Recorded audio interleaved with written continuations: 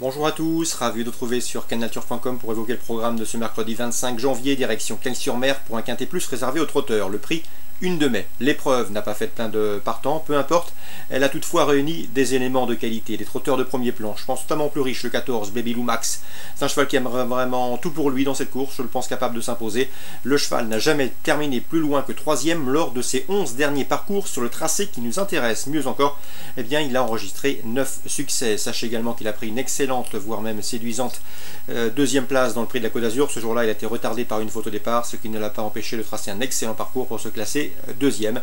À mon avis, dans ce lot, il s'annonce redoutable pour la victoire. Le 8, Balbir, conduira à l'opposition. Balbir a subi la loi de Baby Lou Max ce jour-là dans le prix de la Côte d'Azur. De surcroît, il partait avec un avantage de 25 mètres. Mais attention, Balbir avait été couru de manière offensive ce jour-là. De surcroît, il effectuait une course de rentrée.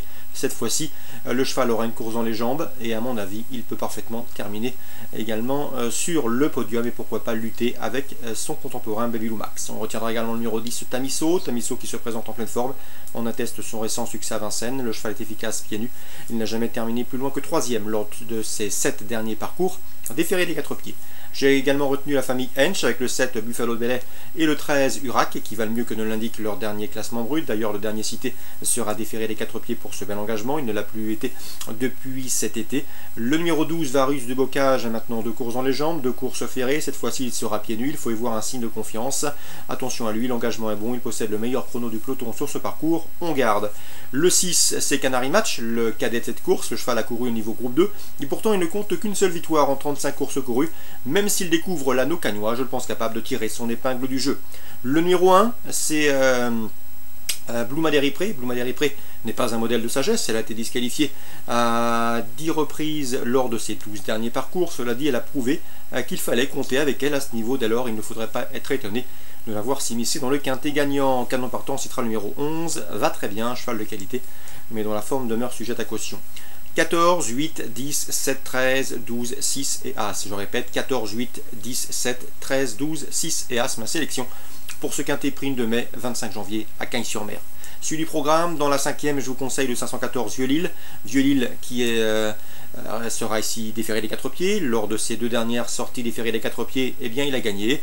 Il sera ici confié à Nicolas Mortagne, l'un des bons apprentis de cette course, en tout cas l'un des plus chevronnés. Sachez également qu'il a gagné sur ce tracé le mois dernier. Bref, autant d'atouts qui plaît dans sa faveur. La 6e, je vous conseille le 607 Dixon Dark et Harmonie Scannen avec lequel j'ai eu le plaisir de converser. Il m'a toujours dit le plus grand bien de ce cheval.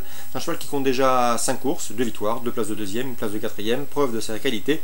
C'est vrai qu'il n'a pas couru depuis le mois de mai, mais attention, il sera opérationnel pour cette course. D'ailleurs, on effectue un long déplacement avec lui. Le cheval compte 29 900 € de gain pour une course fermée à 30 000. Autant vous dire qu'on a dû préparer ça en conséquence dans le plan Niskanen, le 607 Dixon Dark. Dans la 7e, j'aime beaucoup le 708 Douce Aventure, présenté par Louis Baudron. Elle sera déférée des 4 pieds pour la première fois. Elle a gagné sur l'hippodrome de Cagnes, preuve de son aptitude à la piste. C'était sur plus long le 31 décembre. Une confirmation est ici attendue. 514 Vieux-Lille, 607 Dixon Dark et 708 Douce Aventure concernant Pau en Réunion 4. Dans la 2e, on fait confiance à l'écurie Paco avec le 202 Delphi Collonges et le 201 Desideria, confirmés l'une et l'autre sur le steeplechase. Dans la 3e, attention au 302 Ortis, 2 courses pour lui sur le parcours qui nous intéresse, 1500 mètres PSF de Pau, 2 victoires, 2 surcroît réclamés, autant dire qu'il s'annonce une nouvelle fois redoutable. Et dans la 5e, encore, pourquoi pas envisager un couplet gagnant Paco avec le 501 Dika de Tex et le 502 c'est Pichelot qui ont pris les 2 premières places d'une épreuve de Maccabi disputée le 9 janvier sur cette piste paloise. Donc une confirmation est là aussi attendue.